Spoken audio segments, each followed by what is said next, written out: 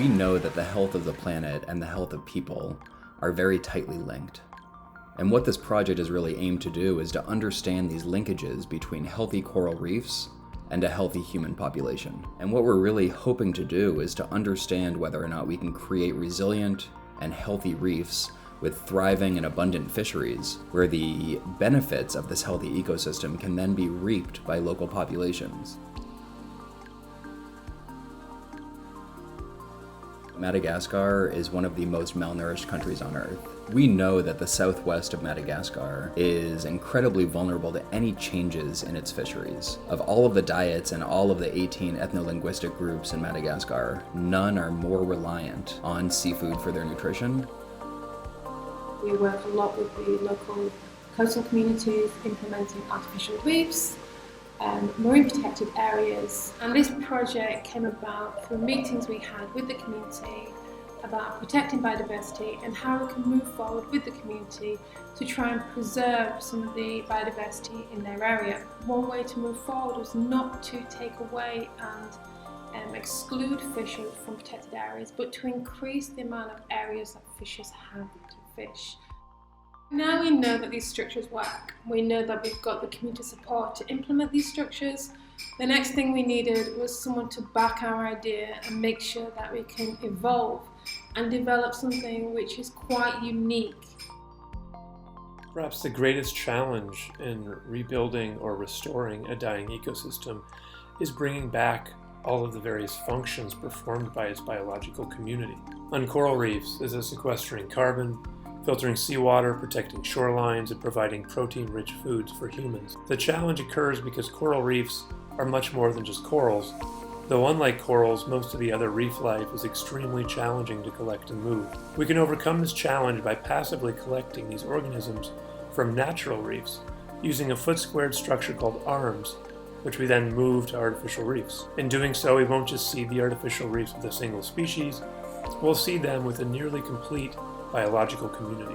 Like planting seeds in soil, we expect that reef life will grow off of the arms and begin to fill the reef, eventually creating the thriving ecosystem capable of all the functions of coral reefs, including providing food resources for people.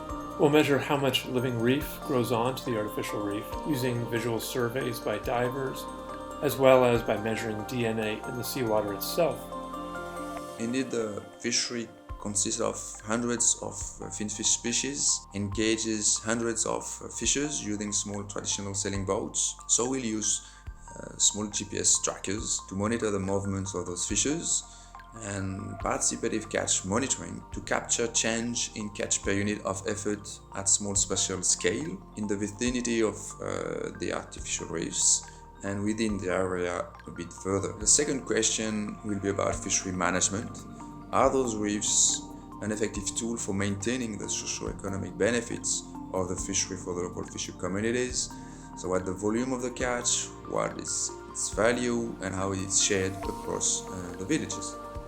We will focus on using survey instruments to assess the food and nutrition security of local Malagasy populations, their exposure to food shocks, and the potential for marine foods to contribute to their nutrition.